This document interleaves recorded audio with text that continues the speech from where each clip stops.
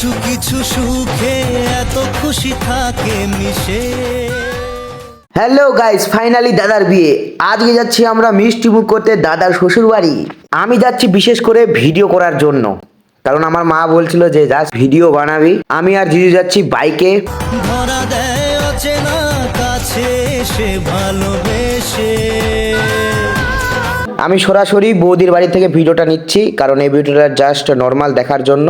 আমাদের ফ্যামিলির সবাই আর বৌদির ফ্যামিলিদের সাথে আমরা আলাপ পরিচয় করি, তারপর আমরা ফ্রেশ ট্রেশ হয়ে আমাদের আগে টিফিন করতে দেয়, আমরা সবাই মিলে টিফিন করি। এখন সবাই বৌদিকে মিষ্টি খাওয়াচ্ছে আর কি বৌদিকে মিষ্টি মুখ করাচ্ছে।